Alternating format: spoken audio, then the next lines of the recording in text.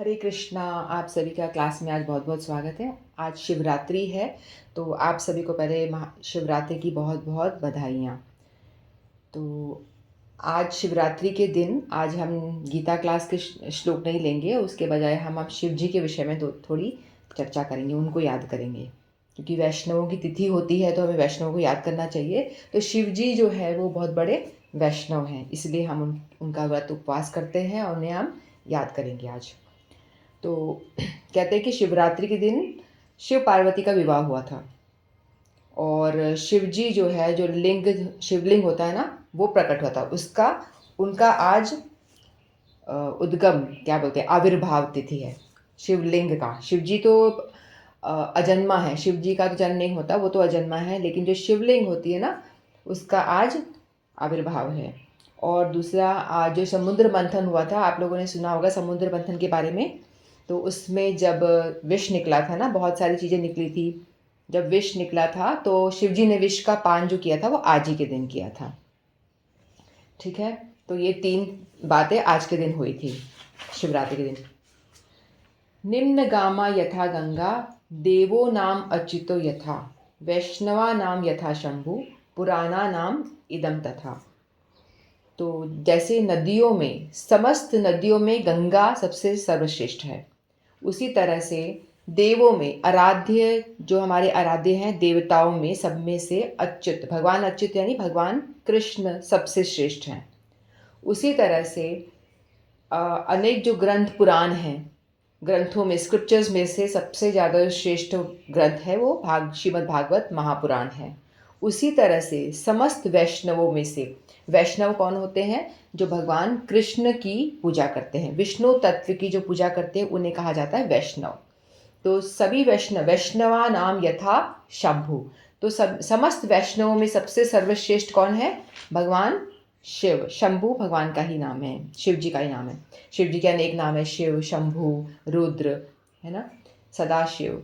तो इस तरह से तो सबसे जो मेन है वो सबसे बड़े वैष्णव हैं भगवान। तो शिव जी को सबसे बड़े वैष्णव कहा जाता है, जो गुरु तत्व भी हैं। तो हम लोग शिवरात्रि का पालन करते हैं तो हम उनको भगवान के रूप में नहीं पूछते। भगवान तो भगवान कृष्ण ही हैं, लेकिन हम पूछते हैं सिर्फ उनको हम पूछते हैं एक वैष्णव के तौर पे। वैष्णव यानी सबसे बड़े, जो भगवान की पूजा करने वाले, जो सबसे बड़े होते हैं, गुरु मान लो उनको, उनकी तरह हम पूजा करते हैं उनकी, और उनसे कृपा की याचना करते हैं कि जैसे आप भगवान का निरंतर जाप कर पाते हो, उस तरह से हमें भी वो सामर्थ्य दो कि हम भगवान का कीर्तन भजन ये सब कर सके ठीक से। ठीक है, तो एक है शिवाष्टकम आता है, शिवाष्टकम का हम आज वो लेंगे, उसका अनुवाद।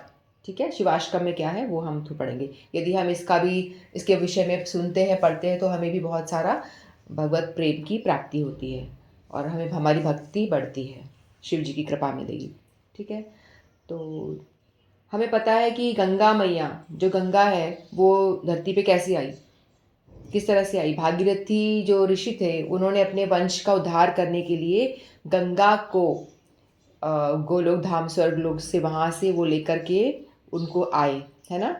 तो जब उनको लेकर आते हैं तो गंगा नदी का जो वेग होता है बहुत ही तेज होता है। तो गंगा जी ने बोला कि भाई तुम ले जाना चाहते हो धरती पे, लेकिन मेरा जो वेग है बहुत ही तेज होगा, तो जिसको कोई संभाल नहीं पाएगा। तो फिर उन्होंने कहा, जब पहले तो क्या होता है, वामन का जो वो अवतार हुआ था ना, वामन महाराज, भगवान वामन। तो जब वो पैर अपने 3 धरती वो नापते हैं ना, तो तीसरा पैर जब रखते हैं ऊपर, तो स्वर्ग लोग को नाप लेते हैं, तो वहाँ पर क्या होता है, छेद हो जाता है उनके अंगूठे से, पैर के अंगूठे से छेद हो जाता है। तो जो कारण समुद्र होता है, वहाँ से फिर गंगा नदी बहने लगती है। तो वो इतनी वेग से नीचे गिरती है, तो उसमें ब्रह्मा जी क्या करते हैं, अपने कमंडलों में उसको भर लेते हैं, नदी के पूरे वेग को, पानी को कमंडलों में भर लेते हैं। फिर बाद में जो भर लेते हैं, उसके बाद में फिर वो जो लेके जाने वाले होते हैं ना, भागीरथी मुनि जो लेके जाना चाहते थे, बोलते कि भाई ये तो कमंडलों में भर गया है, तो मेरे को तो ले जाना है घर पे। फिर बाद में वो कहते कि कैसे लेके जाएंगे, तो शिव जी को वो अप्रोच करते हैं। शिव जी बोलते हैं ठीक है, मैं इनको अपने जटा में ले लूँगा पूरा पानी। तो गंगा का जो वेग है बहुत ही तेज होता है, तो वो क्या करते हैं, अपनी जटा में उसको शिव जी बांध देते हैं, नदी के पानी को पूरा जटा में बांध के रख देते हैं। फिर भागीरथ मुनि कहते हैं भाई ये तो मेरा प्रॉब्लम सॉल्व नहीं हुआ, मुझे गंगा नदी को जमीन पे धरती पे लेके जाना है, जिससे कि मेरे जो पूर्वज हैं, मेरे वंशज हैं, उनका उद्धार हो सके। तो गंगा नदी को कैसे लेके जाऊँ? आप लोगों ने तो उसको कैद करके रख लिया है अपनी जटाओं में। तो शिव जी कहते हैं ठीक है, आप ऐसा करो। वो अपनी जटा में से एक जटा, पूरा जटा नहीं, एक जटा थोड़ा सा खोलते हैं, जिससे कि जो गंगा नदी बहने लग जाती है। और जो गंगा नदी हम बहता हुआ देखते हैं ना आजकल, जो धरती लोक पे है, वो एक जटा में से वो थोड़ा सा ही पानी जो बाहर आया था वो उतना है। जो इसका प्रभाव हम कहते हैं धरती में कितना जल ही जल हो रहा है, गंगा नदी का प्रभाव बहुत तेज है, आगे मत जाओ डूब जाओगे, है ना। वो सिर्फ उतना सा जल जो एक जटा का एक पार्ट है उतना ही शिव जी ने खोला, बाकी तो पूरी जटाई में ही है, शिव जी की जटाओं में ही है। तो वो गंगा नदी धरती पर आती है इस तरह से। और फिर हम जानते हैं कि पार्वती जी हैं जो हमेशा भगवान की इटर्नल वाइफ है ना, हमेशा रहने वाली, जो हमेशा हमेशा उनकी वाइफ रहती है, चाहे किसी भी जैसे वहाँ धाम में रहते हैं ना भगवान शिव जी, क्या करते हैं गोलोक धाम में वो तपस्या करते हैं, भगवान का नाम का कीर्तन वगैरह करते रहते हैं। काफ़ी लंबा उन्होंने 60,000 या बहुत सारा टाइम तक उन्होंने 30 करोड़ कल्प, 60,000 30 करोड़ कल्प तक वो वहाँ बैठ के तपस्या करते हैं, पूजा वगैरह करते हैं। फिर उनको भगवान ने बोला कि आप नीचे जाना पड़ेगा। लोगों का विवाह कर रहे थे भगवान, तो कहते आपको भी नीचे जाना होगा। तो वो कहती हैं कि नहीं नहीं, मैं तो, भगवान कहते हैं कि नहीं मैं नहीं जाऊंगा, मुझे तो ब्रह्मचर्य का पालन करना है और मुझे आपके ही भक्ति में लीन रहना है। तो भगवान कहते हैं जो गोलोक धाम में जो शिव जी वहाँ तपस्या कर रहे होते हैं उनका नाम होता है सदाशिव। जो सदाशिव भगवान शिव जी हैं वो हमेशा भगवान के भक्त रूप में है, वो जो हमेशा भगवान की भक्ति करते हैं। तो भगवान ने बोला ठीक है, तुम इस रूप में तो मेरे साथ रहोगे हमेशा, और यहाँ ब्रह्मचर्य से रहोगे, अच्छी तरह से विरक्त रूप से ही रहोगे, विरक्त में ही रहोगे। लेकिन जो वहाँ पार्वती माँ हैं जो तपस्या कर रही हैं, देवी पार्वती कितने सालों से तपस्या कर रही हैं और वो आपको पति रूप में पाना चाहती हैं। तो मैं क्या करूँ? तो मुझे तो उनकी इच्छा भी पूरी करनी है, और आप चाहते हो कि मैं विरक्त होकर रहूँ, तो मुझे आपकी इच्छा भी पूरी करनी है। तो कहते ठीक है। तो शिव जी का एक रूप जो शिव रूप में है, शिव और रुद्र, वो जो है पार्वती माँ से उसका विवाह होता है शिव जी का। और जो सदाशिव जो है वो हमेशा प्योर फॉर्म में भगवान के साथ ही रहते हैं, विरक्त के रूप में ही। तो इस तरह से शिव जी के भी अनेक रूप होते हैं। तो धरती पे है वो रुद्र, रुद्र रूप में है, जो क्या बोलते हैं, तांडव करते हैं, है ना, जो संहार करते हैं, वो रुद्र फॉर्म में होते हैं।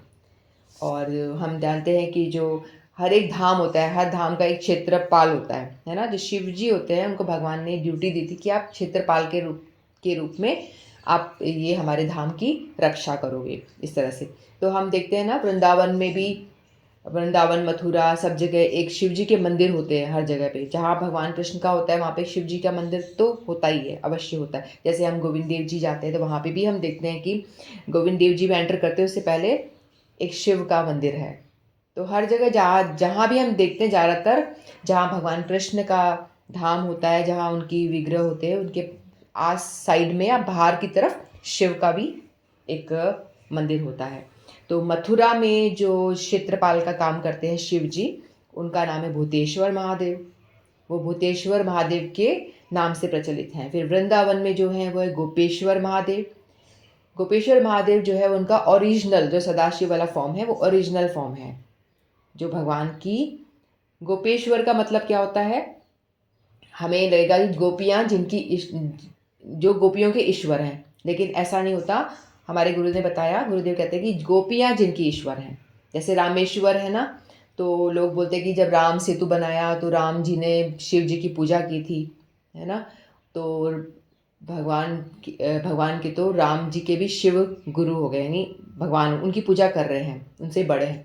लेकिन हमारे गुरु जी बताते हैं ऐसा नहीं है, वो रामेश्वर यानी राम ही जिनके ईश्वर हैं, राम ही जिनके ईश्वर हैं, तो वो रामेश्वर जो महादेव हुए। उस तरह से गोपेश्वर महादेव में गोपियाँ ही जिनकी ईश्वरी हैं, क्योंकि गोपियाँ उनकी ईश्वरी हैं। तो हमें तो उनका रास की तो लीला सबको पता है ना, वैसे जो रास लीला में कैसे वो गए थे। और गोवर्धन में है चकलेश्वर महादेव, और जगन्नाथपुरी वहाँ पे भी है नीलकंठेश्वर। इस तरह से हर एक धाम को भगवान शिव प्रोटेक्ट करते हैं। तो ये ऐसा हुआ कैसे था, तो एक बार जब रासलीला हो रही थी ना, तो हम वो सुनते हैं रास की कथा। तो रासलीला हो रही थी तो उसमें सभी लोग, सभी देवी देवता सब लोग जा रहे होते हैं रास के लिए। गोपियाँ, देवी देवता नहीं, गोपियाँ वगैरह।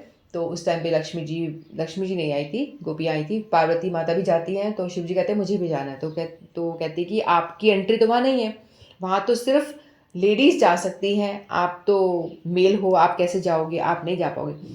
तो बड़े दुखी हो जाते हैं, कहते हैं कि मुझे तो जाना है।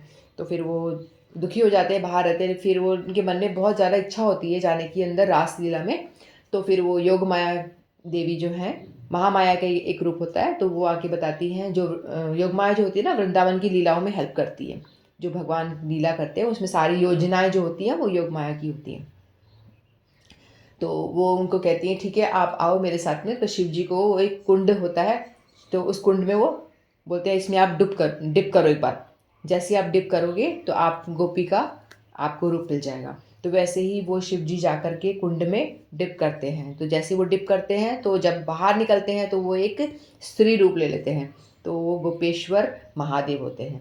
तो वृंदावन में आप लोगों ने देखा होगा, तो वृंदावन में गोपेश्वर महादेव का जो मंदिर है उसमें दिन में तो वो शिवलिंग के रूप में रहते हैं, लेकिन जब रात होती है ना तो उनको पूरा सजाया जाता है। शिवलिंग को पूरा अच्छी तरह से गोपी वेश में सजाया जाता है। उनको नथ पहनाई जाती है, साड़ी पहनाई जाती है, पूरा लेडी वाला गोपी वाला श्रृंगार किया जाता है उनका पूरा।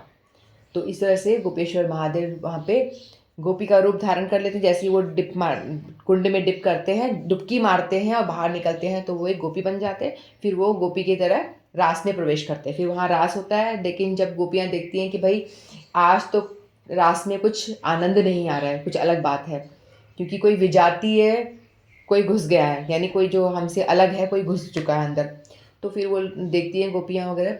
फिर देखती है कि बहुत लंबी चौड़ी सी गोपी है, ये पीछे की तरफ खड़ी हुई है, बहुत ही लंबी चौड़ी, क्योंकि वो तो शिव जी हैं तो बड़े से होंगे ना। तो उनको पहचान देती है, बोलती तू कौन है। वो मुंह छुपा के रखा होता है उन्होंने। अरे गोपी तू कहाँ से आई है, कौन है तू, क्या नाम है तेरा। उसको ऐसे ऐसे करके यूँ गुलचे मारते हैं, मुंह पे मारते हैं, मुक्के वगैरह गुलचे मार मार के उसका मुंह सुजा देते हैं। तो गोपी, वो जो गोपेश्वर महादेव होते हैं, बता नहीं पाते कौन से गांव के हैं, तेरा कसम का नाम क्या है तेरे, इस तरह से पूछते रहते हैं उसको। तो वो कुछ बता नहीं पाते, क्योंकि कोई होता ही नहीं तो क्या बताएंगे, उनका कसम कोई है ही नहीं तो क्या बताएंगे, तो बता नहीं पाते। तो इस तरह से वो बहुत ज़्यादा परेशान हो जाते हैं। फिर बाद में वो बाहर निकल जाते हैं, उनको निकाल देती हैं गोपियाँ मार मार के। तो उतने में फिर वो योगमाया देवी आके बताती है भाई ये गोपेश्वर महादेव हैं और इनको मैंने गोपी रूप दिया है, इन्हें आप इस तरह से बाहर मत करो, इन्हें भी रास में एंट्री दो। तो इस तरह से भगवान उन पर कृपा करते, बोलते ठीक है तो आप है ना क्षेत्रपाल के रूप में। तो ये ड्यूटी जो दी थी क्षेत्रपाल वाली, ये भगवान ने उनको दी थी कि आप क्षेत्रपाल की तरह आप मेरे धाम को प्रोटेक्ट करोगे, जहाँ जहाँ मैं रहूँगा वहाँ आप मेरे धाम की रक्षा करेंगे आप। इस तरह से उन्होंने बताया था। तो एक बार क्या होता है, और जो शिव जी है ना बहुत ही भोले भंडारी, भोले होते हैं ना बहुत ज़्यादा। तो कोई भी आता है उनसे कुछ भी तपस्या वगैरह करता है तो उनको वो जो उनकी मनोकामना है सब वो पूरी कर देते हैं। लेकिन ज़्यादातर हम देखते हैं कि शिव के जो भक्त होते हैं ना ज़्यादातर राक्षस लोग ही होते हैं, है ना। जैसे हमने देखा कंस था, वो भी शिव जी का ही भक्त था। रावण था, वो भी शिव का ही भक्त था। तो जितने भी ये बड़े बड़े राक्षस दानव है ना, वो लोग शिव जी की पूजा करते थे। शिव जी की पूजा करके फिर उनसे जो वर मांगते थे शिव जी प्रसन्न हो जाते थे, क्योंकि उनका नाम आशुतोष है, भोले भंडारी भी कहते हैं उनको। तो वो उनकी बात मान जाते थे और उनको जो भी वो मनोकामनाएं पूरी कर देते थे। तो इस तरह से एक बार रावण ने क्या करा, रावण ने काफ़ी लंबी तपस्या करी, सालों साल तपस्या करी, और तपस्या कर करके वो शिव जी के पास गए। फिर उनको शिव जी को आके बोला कि मुझे क्या चाहिए। उसने देखा कि शिव पार्वती जी तो है बहुत सुंदर है, पार्वती तो बहुत सुंदर है ना। तो बोलते कि मुझे तो ऐसा चाहिए कि मैं वरदान में पार्वती जी को ही मांग लेता हूँ। मतलब इतने दानव, इतने उनका दिमाग ऐसा होता है कि जिसकी आप पूजा कर रहे हो अपने इष्ट का ही आप धोखा दोगे, उसी का ही बुरा करोगे, उसी को ही धोखा देने को। भाई दानव तो दानव ही हैं, वो तो उनसे भी नहीं चुकते। तो उन्होंने बोला कि मुझे तो पार्वती जी दे दो, आपकी वाइफ दे दो। तो शिव जी तो विरक्त है, उनको तो कुछ मतलब ही नहीं है कुछ भी। तो कहते हैं हाँ ले लो। और उन्होंने दे भी दिया। तो फिर रावण क्या करता है, उनको अपने कंधे पे बिठा करके पार्वती जी को और ले जाने लगता है। पार्वती बोलती है ये क्या हो रहा है भाई, ये क्या चल क्या रहा है। तो वो ऐसे बोलने लगती है। तो वो लेके जा रहे होते हैं, जाते जाते तो पार्वती जी बोलती हैं शिव जी तो इतने भोले हैं, उन्हें तो समझ नहीं आ रहा और ये तो गड़बड़ हो रही है। तो उन्होंने भगवान कृष्ण को याद किया। तो उन्होंने सोचा कि मेरे पति तो इतने भोले हैं, उनको सब ठग ले रहे हैं, ठगते रहते हैं, कुछ भी मांगते रहते हैं और वो दे देते हैं बिना कुछ सोचे समझे। तो भगवान कृष्ण को उन्होंने ध्यान किया। तो भगवान कृष्ण एक ब्राह्मण का वेश बनाकर आते हैं और ब्राह्मण का वेश बनाकर आते हैं और साथ साथ में चलने लगते हैं रावण के। तो वो चलते चलते फिर रावण को बोलते हैं कि भाई हंसना शुरू कर देते। चलते चलते वो मंद मंद हंसना शुरू कर देते ऐसे ऐसे से करना। तो वो रावण देखता है साइड में कि ये ब्राह्मण चल रहा है, भाई तू हंस क्यों रहा है। उसको बोलते तुम क्यों हंस रहे हो मुझे देख के। बोलता है हंसू ना तो क्या करूँ। बोलते क्यों क्या हुआ। बोलते कि तुमने जो ये ऊपर ये लेके जा रहे हो पार्वती जी, तुम्हें क्या लगता है ये सचमुच की पार्वती जी हैं, ये ओरिजिनल पार्वती नहीं है, ये डुप्लीकेट पार्वती है। तुम्हें क्या लगता है तुम किसी की पत्नी को मांगोगे वो तुम्हें ऐसे ही दे देंगे। सोचो तो सरा, तुम्हारा दिमाग तो लगाओ थोड़ा। तो कहते कि वो रावण बोलता है ऐसा। तो बोलता है हाँ ऐसा ही है, जो डुप्लीकेट है और जो असली वाली है वो मंदोदरी के बारे में बताता है। जो असली वाली है वो तो वहाँ है, वहाँ जाके जगह बताता है, उस राजा के वहाँ है, वहाँ जाके आप उनको लेके आओ, वो असली वाली पार्वती है। तो उसको शिव जी को, रावण को बात समझ में आ गई। बोले हाँ सही बात कह रहे हो। तो बोलते मैं तुमसे झूठ क्यों बोलूँगा, तुम भी ब्राह्मण मैं भी ब्राह्मण, हम दोनों ब्राह्मण हैं, तो मैं झूठ क्यों बोलूँगा। तो वो कहता है ठीक है। तो फिर वो कहता है पार्वती जी को, बोलता है ये तो डुप्लीकेट है, अरे चलो तुम उतरो मैडम आप मेरे कंधे से नीचे उतरो, मैं तो असली वाली को लेकर आऊँ। तो फिर पार्वती जी को छोड़ देता है और फिर वो जाता है मंदोदरी के पास में। फिर मंदोदरी के पास जाके राजा को बोलता है मुझे इनका हाथ दो, मुझे इनसे विवाह करना है। और उनसे शादी करता है फिर मंदोदरी से। और उनको ये पता भी नहीं चलता, जब तक वो मरते तब तक उनको ये मालूम नहीं पड़ता कि ये जो मंदोदरी है वो रियल पार्वती नहीं है। उनको यही मालूम होता है कि ये जो पार्वती रियल पार्वती है वो मंदोदरी ही है, क्योंकि मंदोदरी बहुत खूबसूरत है, वो बहुत सुंदर थी। तो इस तरह से रावण जो था उनको मरते दम तक इस बात का पता नहीं पड़ता है। और ऐसे ही एक और कथा आती है ना, जिसमें कौन सा था, एक राक्षस होता है ना, कौन सा सुर था वो क्या भगवान की तपस्या करता है, उसके बाद में वो वर मांगता है, भस्मासुर भस्मासुर तपस्या करता है। फिर बाद में भगवान के पास जा करके शिव जी को बोलता है कि मुझे ऐसा वर दो कि जिसके सर पे हाथ रखूँ वो मर जाए, तुरंत भस्म हो जाए। तो फिर तपस्या करता है। जब वो तपस्या पूरी होती है तो वो कहता है ठीक है। तो वो कहता है, उसको लगता है पार्वती इतनी सुंदर है तो मैं एक काम करता हूँ, शिव जी को ही भस्म कर देता हूँ। वो राक्षस तो ऐसे ही होते हैं ना, दानव लोग का यही काम होता है। तो शिव जी को पीछे भागता है कि शिव के ऊपर हाथ रख दूंगा तो वो भस्म हो जाएंगे और मैं पार्वती जी को लेके चला जाऊंगा। अब शिव जी परेशान, ये क्या हो गया, मेरे पीछे क्यों भाग रहा है ये, मैंने वर दिया मेरे ही पीछे पड़ गया है। तो ऐसा नहीं है कि शिव जी उसको पनिश नहीं कर सकते, मार नहीं सकते, लेकिन शिव जी अपने भगवान की महिमा बताने के लिए वो इस तरह से लीला करते हैं। फिर वो भागते हैं, भगवान कृष्ण को याद करते हैं, तो भगवान कृष्ण आते हैं। फिर भगवान कृष्ण एक लेडी का रूप बना के आते हैं। फिर बाद में वो फिर उसको बताते हैं कि भाई तुम इसके पीछे क्यों भाग रहे हो। तो वो कहते हैं कि तुम ये भस्म कर दे। तो बोलते कि आपको क्या लगता है कि ये इन्होंने जो वरदान दिया है सही है, अरे ये तो ऐसे ही है, विरक्त है, देखो इसका ना होश ना पहनने का ढंग ना कुछ और ढंग, सांप लपेटे घूम रहा है, इसकी बातों पे क्या विश्वास कर रहे हो तुम, इसकी बातों पे विश्वास मत करो, ये ऐसी कुछ भी, पहले आप एक काम करो टेस्ट करो। बोलते टेस्ट कैसे करूँ। तो बोलते कि आप ऐसा अपना हाथ को ना थोड़ा धीरे धीरे अपने सर पे रखना शुरू करो, थोड़ी गर्मी आएगी ना आपको तो समझ जाएगा, आप रखना मत, ऐसे धीरे धीरे करना, थोड़ा सा गर्म गर्म लगेगा तो आप समझ जाना। तो फिर वो ऐसे ही बोलता है ठीक है टेस्ट तो करना पड़ेगा। उसको समझ में आया थी बात की भाई हो सकता है ये शिव जी मुझसे चीट ही कर रहे हो। तो वो धीरे धीरे हाथ जैसे ही रखता है और वो भस्म हो जाता है। तो इस तरह से भगवान ही आते हैं, लेडी का रूप बना के शायद नहीं आते, भगवान ही आते हैं। तो भगवान आते हैं तो उनको इस तरह से जिटिंग से उसको भस्म करवाते हैं। हरे कृष्णा। हाँ मोहिनी रूप बनाकर आते हैं नहीं, भगवान। वो मोहिनी रूप में तो वो जो विश्व होता है ना तब आते हैं ना, जब वो समुद्र मंथन होता है, हाँ, मंथन के टाइम पे इसमें आते भी हैं। ऐसे ही सुना है। आई थिंक फिर मुझे भी ऐसा लगा हाँ मोहिनी रूप। हाँ हाँ, फिर नाचते हैं, वो कहते हैं मेरे साथ साथ नाचो। फिर उसी मुद्रा में अपने ऊपर हाथ रख देते हैं, तो वो हाँ उसी मुद्रा में अपने ऊपर हाथ रखते हैं, हाँ फिर हाँ, भस्म मतलब हो ऐसे जाता ही है। कुछ है। तो मुझे इस ध्यान है कि मोहिनी रूप ही आते हैं, लेकिन मोहिनी रूप मुझे फिर वो लग रहा है कि उस टाइम पे भी आते हैं। ठीक है, कोई नहीं, जो भी है, आते भगवान कृष्ण ने बचाया। 100 बातों की एक बात ये है कि भगवान ने बचाया उनको। तो इस तरह से भगवान आते हैं और उसको चीट करके उसको भस्म हो जाता है, फिर इस तरह से वो प्रोटेक्ट करते हैं। तो रावण, जितने भी राक्षस होते हैं ना, वो सारे भगवान के भक्ति, शिव जी के भक्त होते हैं, और लेकिन बाद में भगवान कृष्ण उनका उद्धार करते हैं, क्योंकि रावण तो, जो शिव जी है वो तो दे देते हैं उनको, है ना, उनको वरदान दे देते हैं, लेकिन वो फिर भी खुश क्यों नहीं होते? क्योंकि मेरे आराध्य को तुम मारना चाहते हो।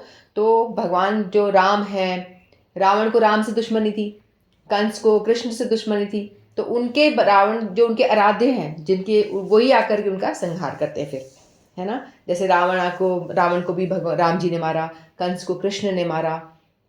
तो शिव जी भले उनको दे देते हैं, लेकिन उसको रोकने नहीं आते, फिर बचाने नहीं आते शिव जी कि क्यों मार रहे हो, क्योंकि भाई उनको पता है कि तुम मेरे इष्ट का बुरा चाहते हो, तो तुम मेरे लिए भी मरने के लायक ही हो, मरो तुम। तो बचाने नहीं आते शिव जी उनको, भले, लेकिन वरदान जरूर दे देते हैं वो, इस तरह से। तो इस तरह से शिव जी की कई सारी कथा आती हैं। तो मोहिनी रूप वाली कथा जो, वो भी हम देते हैं। तो आज ही के दिन जो समुद्र मंथन हुआ था, एक तो शिव पार्वती की शादी हुई थी, दूसरा समुद्र मंथन जो हुआ था वो आज ही के दिन हुआ था, शिवरात्रि के दिन हुआ था, और तीसरा जो शिवलिंग है उसका भी आविर्भाव हुआ था धरती लोक पे। तो शिव जी तो हैं वो हमेशा रहते हैं, सच्चिदानंद हैं, भगवान की तरह ही हैं वो, तो उनका अजन्मा है, उनका कभी जन्म नहीं होता, इस तरह से। तो फिर समुद्र मंथन जब हुआ था तो उसमें से बहुत सारे चीज़ निकले थे, लक्ष्मी जी निकली थी, अमृत निकला था, है ना, ऐरावत हाथी निकला था, बहुत सारे चीज़ निकले थे उसमें से। तो जब वो हलाहल विष निकला था तो उस टाइम पे बहुत उसका बड़ा प्रभाव था, आसपास बहुत ज़्यादा असर हो रहा था उसके, हवा में भी वो जब विष घुल रहा था तो बड़ा असर हो रहा था। तो उस टाइम पे कोई तैयार नहीं हुआ उसके पास जाने के लिए। तो देवता लोगों को बोला जाओ, आप जाओ, तो नहीं नहीं, हमसे तो, मतलब पास भी नहीं जा पा रहे हैं, ना देवता ना राक्षस, कोई भी उस हलाहल विष को झेल भी नहीं पा रहे थे। तो फिर क्या हुआ, तो शिव जी को सबने ध्यान किया।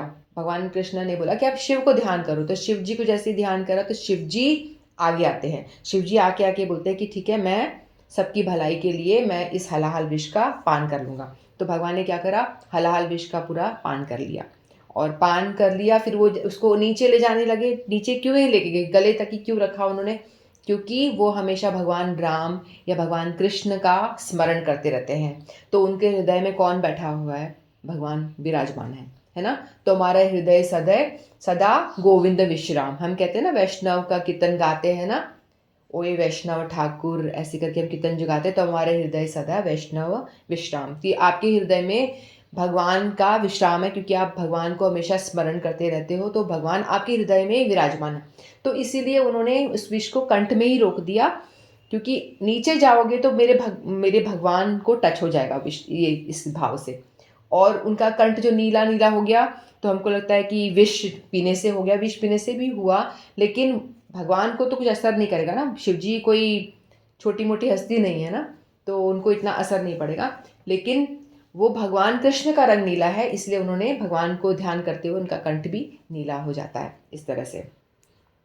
विष को तो वो ना असर भी कर सकते हैं, क्योंकि भगवान शिव जी बहुत पावरफुल हैं, है ना। इस तरह से फिर मोहिनी रूप बना भगवान, विष उन्होंने पी लिया। उससे पहले तो वो क्या होता है, मोहिनी रूप पहले पिया, उससे पहले वो देवता वो लोग भाग रहे होते हैं उनको ले लेकर के इधर उधर ना। तो उस टाइम पे भगवान मोहिनी रूप बना करके आते हैं, और बनाकर आके फिर बाद में देवताओं, राक्षसों को, जो दानव लोग होते हैं उनको चीट करते हैं, और फिर वो चीट करके फिर ला करके वो जो अमृत है वो उनको दे देते हैं, देवताओं को पिला देते हैं सारा।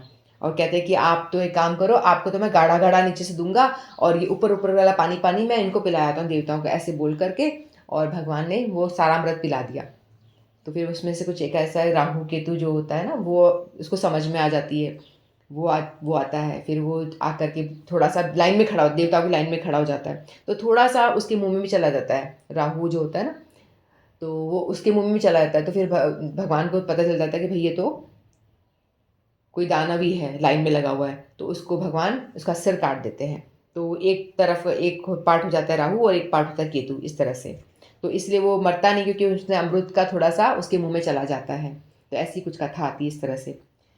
ठीक है। तो ऐसे शिव जी की बहुत सारी हमारी लीलाएं हैं, बहुत सारी कथाएं हैं, और हमेशा भक्तों पे हमें कृपा करने को तैयार रहते हैं, और 2 तरह की वो आशीर्वाद देते हैं। जो भी जिस भाव से पूजा उनकी आराधना करता है तो उसको भगवान प्रदान करते हैं। जैसे कोई अ, किसी को चाहिए कि पति चाहिए अच्छा, तो वो शिव के सोमवार 16 सोमवार करते हैं ना, पूजा करते हैं, तो शिव जी की पूजा करने से अच्छा पति मिलता है। पत्नी को पति मिल जाएगा, पति को पत्नी मिल जाएगी, इस तरह से। या किसी को धन दौलत चाहिए, जैसे राक्षसों को, कंसिनों को चाहिए था, तो भगवान वो शिव जी सब प्रदान कर देते हैं। तो इस तरह से एक होती है कपट कपट कृपा, एक होती है निष्कपट कृपा। तो शिव जी भी 2 तरह की कृपा प्रदान करते हैं। तो कुछ लोग होते हैं वो जो ये सांसारिक चीज़ें मांगते हैं, उनको वो निष्कपट कृपा होती है उनकी। कपट कृपा यानी जो मांगा वो दे दिया, ठीक है ले ले, उससे तो कपट ही हुआ ना, कि वो आपका जो नश्वर चीज़ मांग रहे हो नाश हो जाएगा उसका। लेकिन निष्कपट कृपा क्या होती है? कोई ऐसे जाके बोले कि भाई शिव जी भगवान, मेरे अंदर बहुत अहंकार है, मैं तो उससे लड़ नहीं पा रहा, भक्ति में आपके अंदर अहंकार है तो आप भक्ति नहीं कर सकते हो। आपको कोई थोड़ा सा बोलता है तो आपको टच कर जाता है कि मुझे ऐसा कैसे बोला, ऐसे कैसे बोला, ऐसा होता है ना। तो इसीलिए तो आप ये मांगो कि भाई भगवान आप मेरा अंदर का अहंकार दूर कर दीजिए, मेरे अंदर का मोह दूर कर दीजिए, मुझे भगवान कृष्ण की भक्ति दीजिए। ऐसा यदि आप कुछ मांगते हो तो वो निष्कपट कृपा होती है, तो उसको भगवान वो भी प्रदान कर देते हैं। यदि आप शिव जी के व्रत करोगे, शिव जी की आराधना पूजा करते हो, निष्कपट भाव से, कुछ भी मांगते भी नहीं हो, सिर्फ ऐसे ही पूजा करते हो, तो भगवान क्या करते हैं, शिव जी प्रसन्न होकर आपको क्या करेंगे, आपको कृष्ण भक्ति की ओर मोड़ देते हैं। वो बोलते हैं कि भाई ये मुझसे कुछ मांग ही नहीं रहा, तो मैं इसे क्या दे दूँ, क्या दूँ मैं। कुछ लोग मांगते हैं तो बोलते ठीक है, इसने ये मांगा वो मांगा, चल तू ले और जा। तूने, तेरे को घर चाहिए ले घर ले, तेरे को गाड़ी चाहिए ले गाड़ी ले और जा, तेरे को क्या चाहिए ये ले वो ले, सब करके दे के चले जाते हैं उसको, ठीक है। लेकिन जब वो शिव जी, जब कोई भक्त उनसे कुछ मांगता नहीं है तो वो क्या बोलते हैं कि मैं क्या दूँ, मेरे पास क्या बेस्ट चीज़ है मेरे को देने के लिए, मेरे पास क्या, मेरे पास बेस्ट है। देखो आप शिव जी को देखो, वो सबको धन दौलत सब कुछ ऐश्वर्य दे देते हैं, लेकिन खुद कैसे रहते हैं, खुद कैसे रहते हैं, वो एकदम विरक्त, ना उनका घर भी नहीं है, कुछ भी नहीं है, ना कपड़े पहनते हैं, भस्म रगड़ बॉडी पे लगा के रखते हैं, है ना। वो खुद क्यों ऐसे रहते हैं, उनको पता है कि इस ये धन दौलत में कुछ पड़ा नहीं है, कुछ भी नहीं है। जो चीज़ में है, जिस भगवान के नाम में जो सब कुछ है, तो वो हमेशा भगवान का नाम का ही स्मरण करते हैं, नाम का ही जाप करते हैं। उनको पता है यही सबसे बड़ा धन है उनके पास। वो जो लोगों को दे सकते हैं तो खुद अपना महल नहीं खड़ा कर सकते क्या? खुद भी तो अपना महल बना सकते हैं, लेकिन वो उनको चाहिए ही नहीं। उनको तो विरक्त की तरह रहना है, राम नाम जपना है। तो उनको पता है कि सबसे बड़ा जो धन मेरे पास में है वो नाम का धन है, राम नाम का, कृष्ण नाम का धन मेरे पास में है। तो वो क्या करता है, वो जो भक्त जो होता है शिव जी की पूजा करता है और निष्कपट भाव से, तो वो उनको सबसे बेस्ट वस्तु जो उनके पास में है, भगवान का नाम, वो उसको दे देते हैं। यानी भगवान की भक्ति, कृष्ण भगवान की भक्ति उनको प्रदान करते हैं। आप देख लेना, जो भी पहले जो कृष्ण भक्ति में आता है उससे पहले वो शिव का भक्त होता है, हमेशा ज़्यादातर केस में यही होता है। पहले शिव जी की भक्ति निष्कपट भाव से यदि कर रहे हो तो भगवान आपको शिव जी की, भगवान कृष्ण की भक्ति प्रदान करते। मैं खुद भी करती थी, पहले मैं सोमवार वगैरह करा करती थी, तो मैंने देखा है बहुत लोग करते हैं, सब करते हैं तो हम भी कर लेते हैं। कुछ उद्देश्य नहीं था, कुछ मांगना है, कुछ ऐसा कुछ भाव नहीं था। देखते स्कूल में सब लोग कर रहे हैं, चलो हम भी कर लेते हैं। कॉलेज में देखा सब कर रहे हैं, चलो कोई बात नहीं हम भी कर लेते हैं, तो ऐसे ही कर लेते थे, कुछ डिमांड नहीं थी।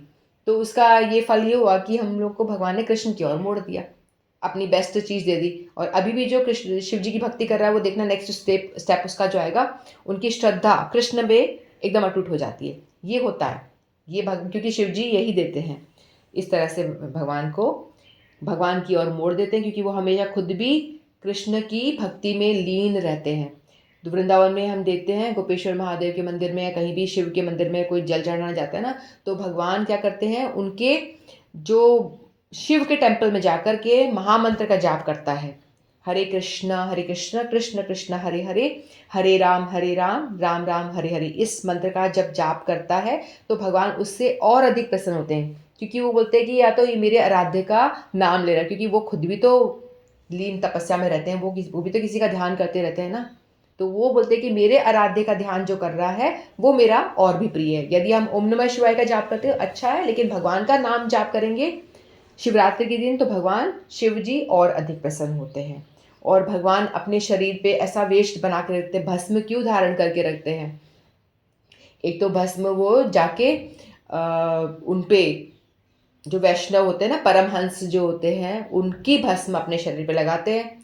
और दूसरी जो सती उनकी अर्धांगिनी हैं, जब वो बार बार जन्म लेती है, बार बार मरती हैं, तो उनकी भस्म को भी अपने शरीर पे धारण करते हैं। हर किसी की नहीं करते, जो परमहंस होते हैं, जो वैष्णव होते हैं, उन्हीं की ही भस्म को अपने शरीर पे धारण करते हैं। और ये बताना चाहते हैं लोगों को कि देखो, जीवन की सच्चाई यही है, आखिर में तुम्हारा यही होने वाला है।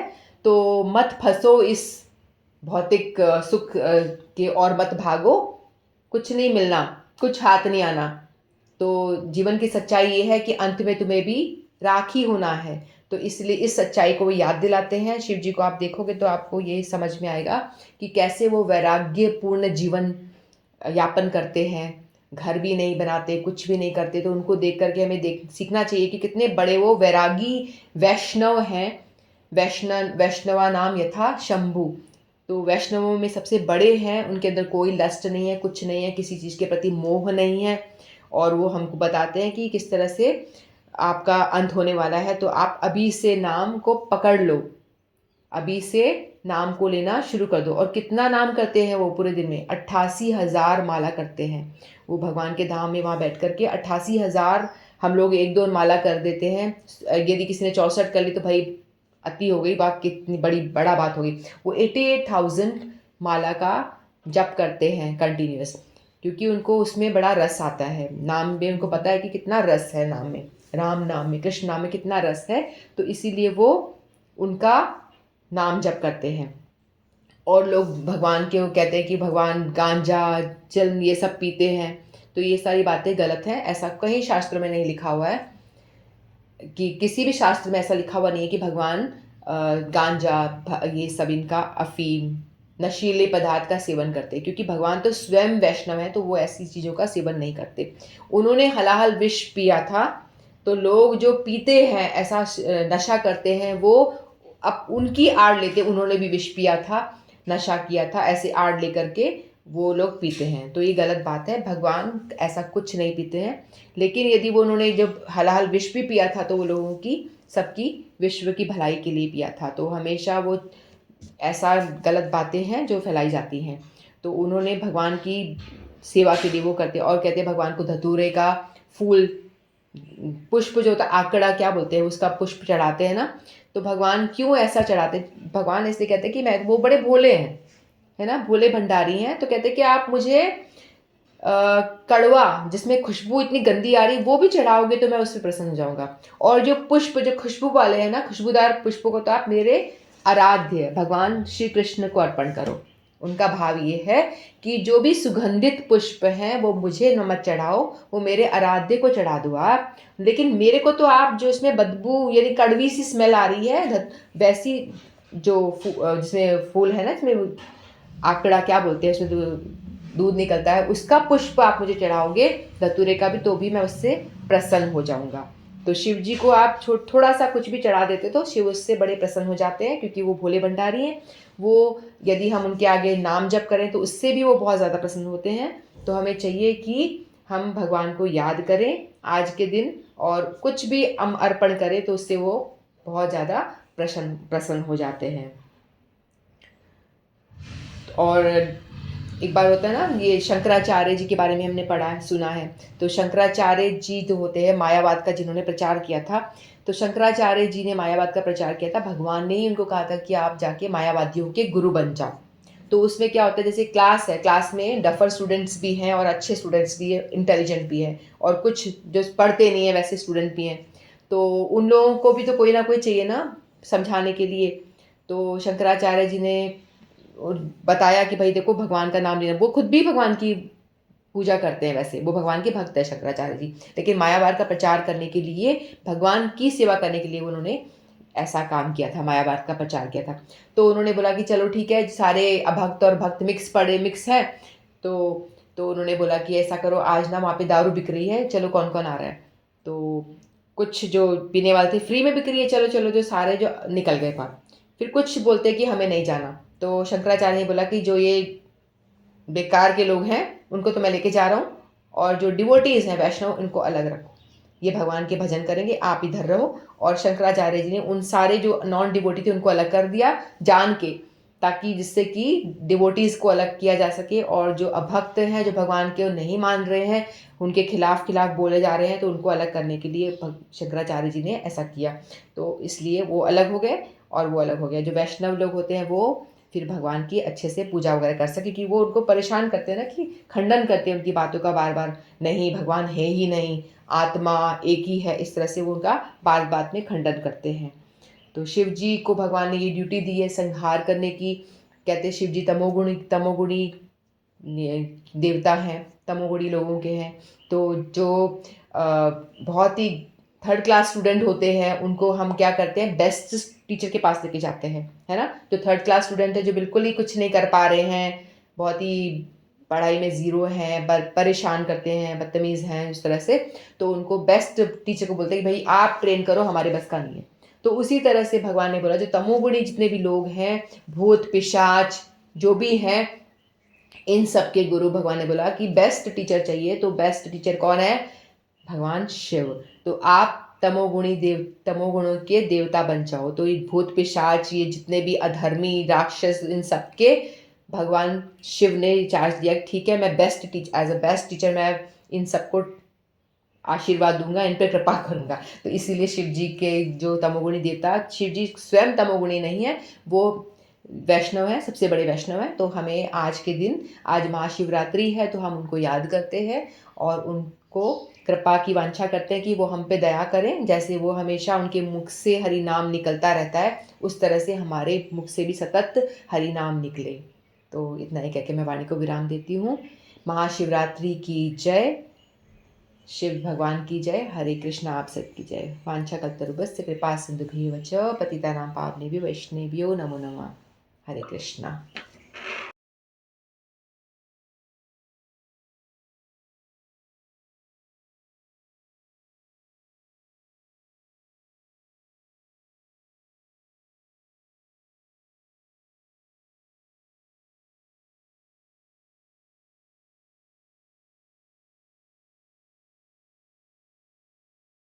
जो अरे तुलसीदास जी ने लिखा है, हाँ बिल्कुल। इसमें भगवान शिव की महिमा और उनका जो रूप है उसका वर्णन है। 8 ही श्लोक है इसमें भी। ठीक है। नमामि शमीशान निर्वाण रूपम विभुं व्यापिकं ब्रह्म वेद स्वरूपम निजं निर्गुणं निर्विकल्पं निरीहं चिदाकाशमाकाशवासं भजेऽहं निराकार्योऽङ्कारमूलं तुरीयं गिराज्ञानगौतीस्तमीशं गिरीशं करालं महाकालिकालं कृपालं गुणागार संसार पारं नतोऽहम् तुषाराद्रिशङ्काशगौरं गम्भीरं मनोभूतिकोटिप्रभाश्रीशरीरं स्फुरन्मौलिकलोलिनिचारुगङ्गा लसद्बालेन्दुकण्ठे भुजङ्गा चलत्कुण्डलं भ्रूसुनेत्रं विशालं प्रसन्नानं नीलकण्ठं दयालं मृगाधीशचर्माम्बरं मुण्डमालं प्रियं शङ्करं सर्वनाथं भजामि प्रचण्डं प्रकष्टं प्रगल्भं परेशम् अखण्डम् अजं भानुकोटिप्रकाशम् त्रियशूलनिर्मूलं नमशूलपाणिं भजेऽहं